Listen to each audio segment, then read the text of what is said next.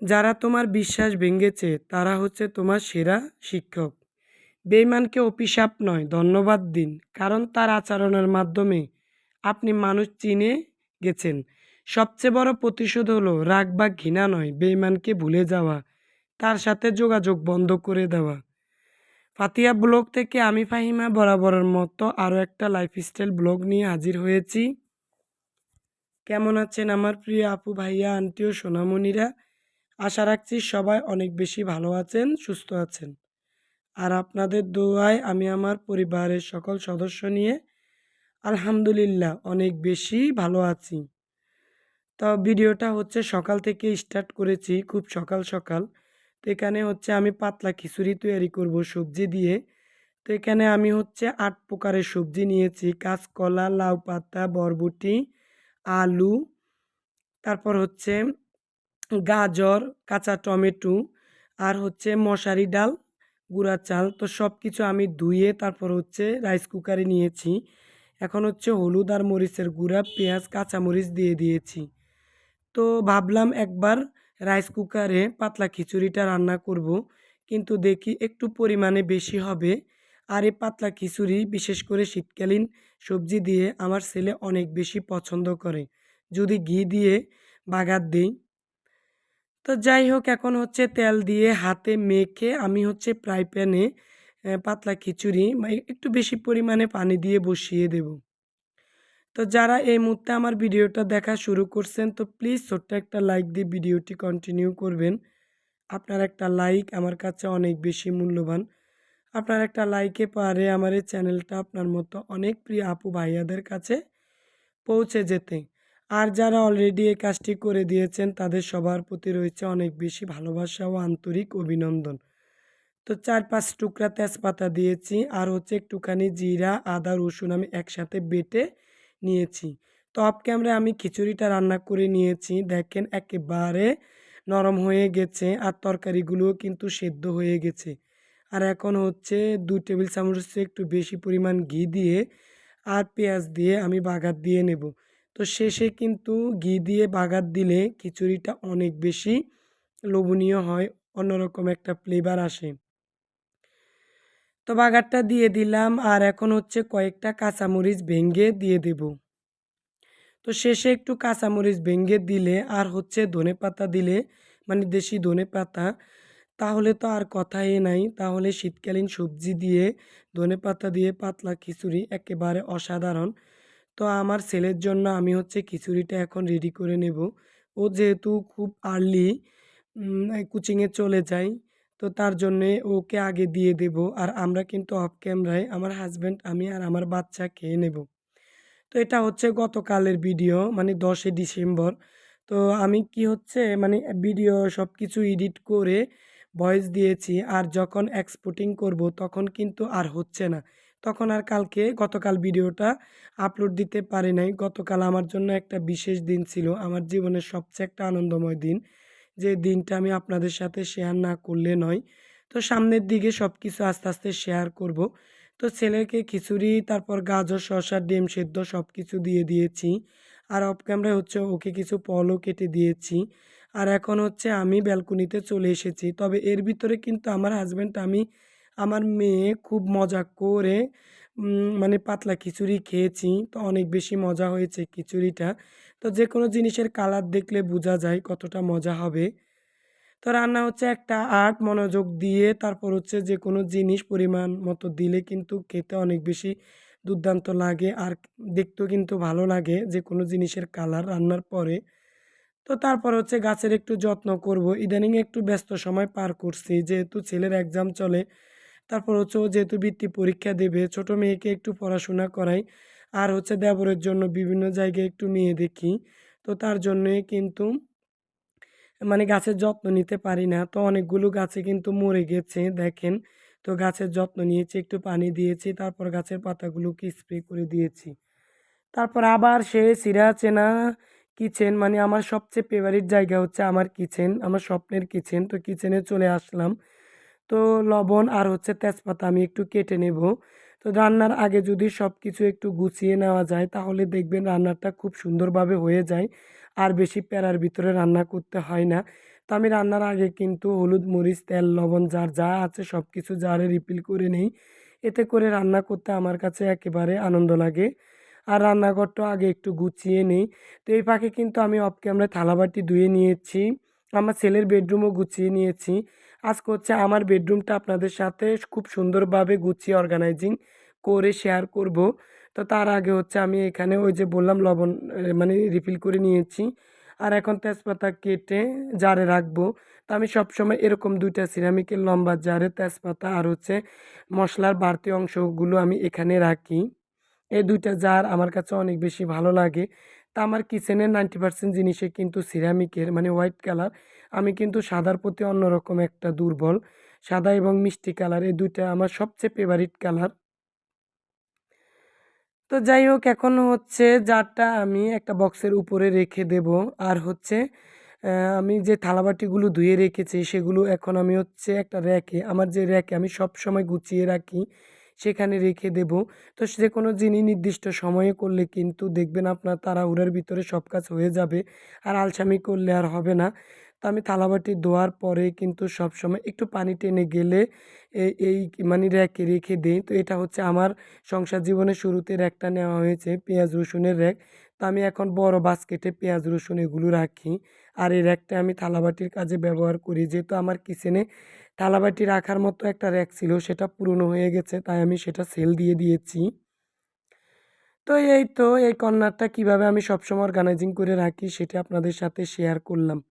আর একটা কথা হচ্ছে মাসকাবারি বাজারে যে জারগুলো আছে সেগুলো খালি হওয়ার সাথে সাথে কিন্তু আমি ধুইয়ে দেই। এতে করে আমার আর ডিপ ক্লিনের প্রয়োজন হয় না। একসাথে মাসে একবার ধুয়ে দেই। তো মাসকাবারি বাজার নিয়ে এসেছে তো সেটা আমি পরের দিন শেয়ার করব। তো তার আগে হচ্ছে আমি যে জারগুলো খালি আছে সেগুলো ধুয়ে নেব। তো সাথে হচ্ছে মিল্ক পট সরি টি পটটাও ধুয়ে নেব একটু ময়লা হয়েছে। তো যারা ফার্স্ট টাইম আমার চ্যানেলে ভিজিট করছেন যদি আমার লাইফস্টাইল ব্লগের কোনো অংশ আপনাদের দেখতে ভালো লাগে তো প্লিজ চ্যানেলটা সাবস্ক্রাইব করে দিবেন। আর যদি এই ধরনের আরও ব্লগ ভিডিও দেখতে চান বা রান্নার রেসিপিগুলো আমার চ্যানেল থেকে শিখে নিতে চান তাহলে পাশে থাকা যে একটা বেল বাটন আছে ওটার অল অপশন প্রেস করে রাখবেন। এতে করে আমি যখন কোনো ভিডিও আপলোড করব তখন আপনার ফোনে নোটিফিকেশন চলে যাবে আর আপনি সময় সুযোগ করে দেখে নিতে পারবেন। তো থাম্বনেইলে কিন্তু আমি একটা লেখা দিয়েছি তা আজ হচ্ছে আমার জীবনের সবচেয়ে আনন্দের দিন। এটা হচ্ছে মানে ১০ ডিসেম্বরের ঘটনা। তো আমার বড় ছেলে মানে আমার ফাহিম ১৪ বছর পূর্ণ হয়েছে ১০ ডিসেম্বর। সবাই আমার ছেলেটার জন্য দোয়া করবেন। আমার জীবনের ১ম সন্তান। আমার ফাহিম কিন্তু আমার স্টুডেন্ট লাইফের বাচ্চা। আমি যখন ইন্টার ফাইনাল পরীক্ষা দিয়েছি তখনই কিন্তু আমার বিয়ে হয়েছে। তো বিয়ের বয়স হচ্ছে আমার এ জানুয়ারি ১৪ তারিখে ১৫ বছর হবে। আমার ছেলের বয়স হচ্ছে ১৪ বছর। তো আমার বিয়ে হয়েছে ২০১১ সালের জানুয়ারি ১৪ তারিখে। আর আমার ছেলে হয়েছে ২০১১ সালের ডিসেম্বরের ১০ তারিখে। তো খুবই অল্প বয়সে বিয়ে হয়েছে। সাথে হচ্ছে পড়াশোনা। তারপর শ্বশুরবাড়ির যেহেতু বড় বউ, তো সেটা তো সবাই জানেন যারা বড় বউ কোনো স্যাক্রিফাইস করে নাই। তো জীবনে সংসারের কাজ আর হচ্ছে আমার পড়াশোনা অনার্সের, তারপর হচ্ছে ছেলের দেখাশোনা সবকিছু মিলিয়ে কিন্তু আমি লাইফে অনেক বেশি স্ট্রাগল করেছি। তার জন্য কিন্তু আমার ছেলে আমার জীবনের সবচেয়ে বেশি আনন্দময় একটা মানে জীবন। আমার ছেলে আর আমার মেয়ে এই ২ টা নিয়ে আমার জীবনের সবকিছু। মানুষের বাড়ি গাড়ি, স্বর্ণ অলংকার, টাকা পয়সা অনেক কিছুর প্রতি কিন্তু লোভ থাকে। বলতে গেলে আমার এই ২ টা বাচ্চাই আমার জীবনের সবকিছু। তো সবাই আমার বাচ্চাদের জন্য দোয়া করবেন। আমার বাচ্চা কিন্তু অনেক কষ্ট করে তার পড়াশোনা নিয়ে। ও কিন্তু জীবনের স্বপ্ন অনেক বড় ডাক্তার হবে। তো ইনশাআল্লাহ ওর কিন্তু গতিও ভালো। এ অবধিও যতগুলো পরীক্ষা দিয়েছে মাশাআল্লাহ সেকেন্ড বা যেকোনো বিষয়ে হাইয়েস্ট মার্কও আছে। তো সবার কাছে আমার ছেলেটার জন্য দোয়া করি। ওর ১৪ বছরের জীবনে ওর জন্য আমি অনেক কষ্ট করেছি। ওর অক্ষরদান থেকে শুরু করে ১৪ বছরের জীবনে আমি এখনও ওকে নিজের হাতে খাবার খাইয়ে দেই। তো যাই হোক আমার ছেলেটাকে একদিন আপনাদের সাথে শেয়ার করব। ও কতটুকু মাশাআল্লাহ ওর হাইট ৫ ফিট ৮ ইঞ্চি অনেক বেশি লম্বা হয়েছে। ওর গ্রোথ ভালো। তো মেয়েটা একটু চিকনা কিন্তু ছেলেটা আবার লম্বা চূড়া হয়েছে ওর বাবার মতো। তো যাই হোক আজকে হচ্ছে সকালে যে পাতলা খিচুড়ি করেছি সেটা ওর পছন্দ মতো। আর এখন হচ্ছে ওর জন্য আমি একটু চিকেন বিরিয়ানি করব। আর ওর পছন্দের ফল, তারপর হচ্ছে 7 আপ এগুলো দিয়েও দুপুরের খাবারটা খাবে। তো তো তার আগে হচ্ছে আমি বেডরুমটা একটু গুছিয়ে নেব। তো একে, একে আমি কিন্তু সংসারের বাদবাকি কাজগুলোও করে নিয়েছি। আর এখন হচ্ছে ড্রেসিং টেবিলের উপরের অংশটা পরিষ্কার করে নিয়েছি।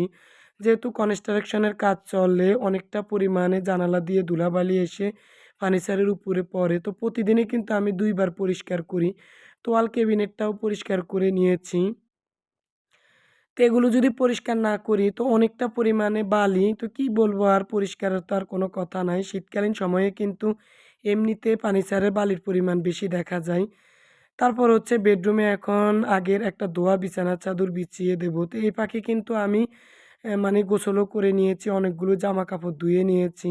আর এখন বেডরুমের বিছানাটা বিছিয়ে তারপর হচ্ছে কুশন, তারপর কম্বল এগুলো আমি ভাঁজ করে নেব।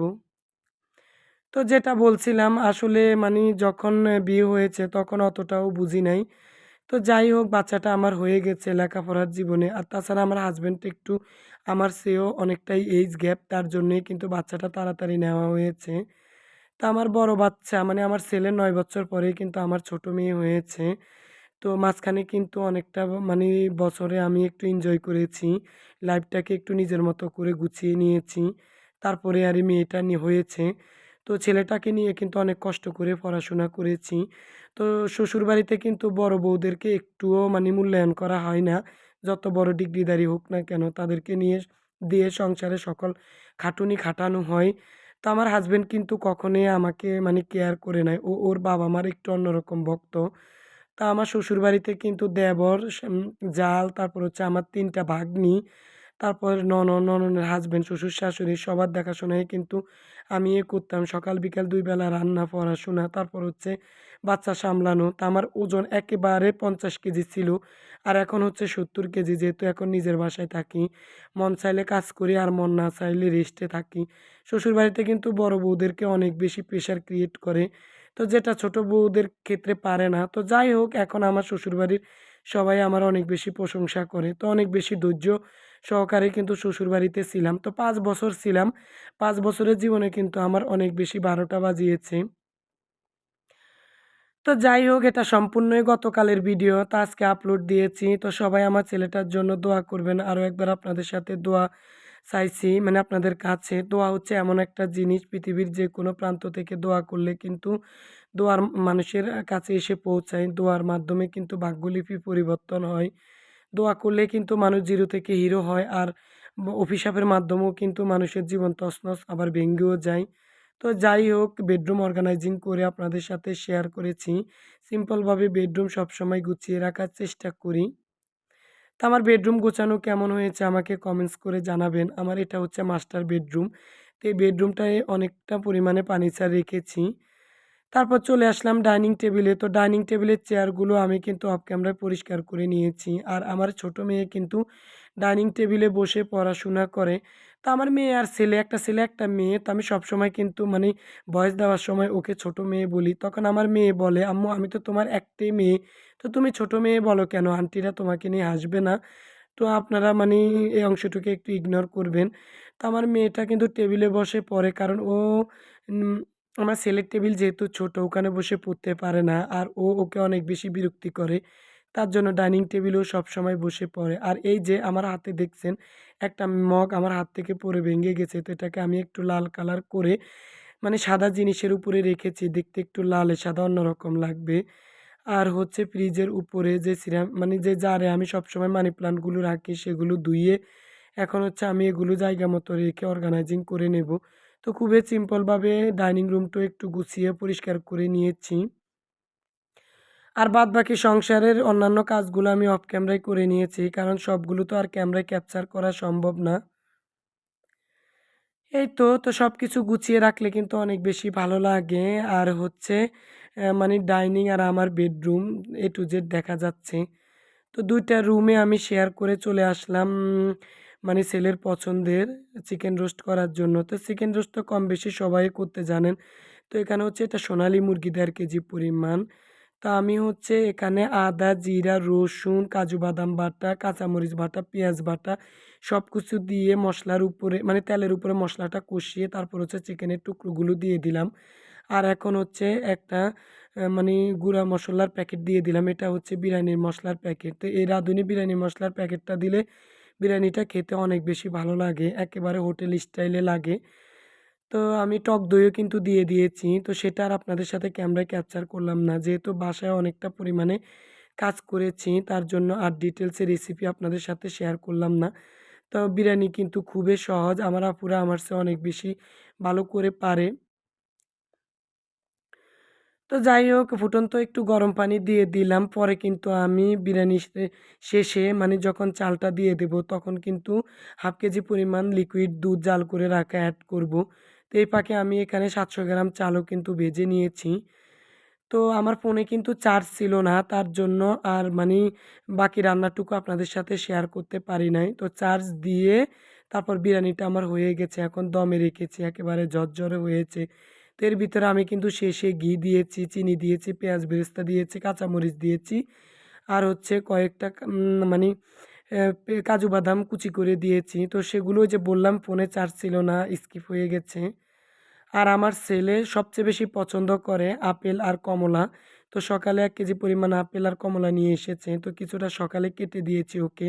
আর এখন যেহেতু ও বিরিয়ানির পরে বলছে খাবে, তার জন্য কিছু কেটে রাখবো। তো এই তো বাচ্চাদেরকে সবসময় ওদের রুচি অনুযায়ী তো যেকোনো জিনিস তৈরি করে দেওয়ার চেষ্টা করি। কারণ বাচ্চাই তো ২ টা। টাকা-পয়সা দিয়ে কি হবে যদি বাচ্চারা আনন্দ করে খেতে না পারে।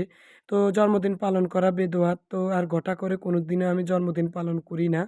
আর হচ্ছে ওর জন্য কেক আর ওর জামাকাপড়ের জন্য ওর বাবা ৳৫,০০০ দিয়েছে। তো আমি ওকে ৳৫০০ দিয়ে দিয়েছি। মানে ওর বন্ধুদেরকে ট্রিট দেওয়ার জন্য কেকের বদলে।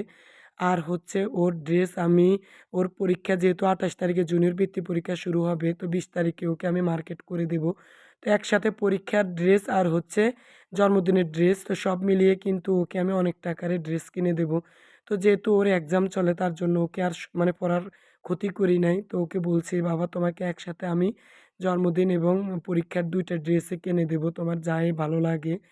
তো খাবারটা দিয়ে দিয়েছি। আর হচ্ছে লেমন নিয়ে এসেছে। মানে ও আবার 7 আপ খায় না।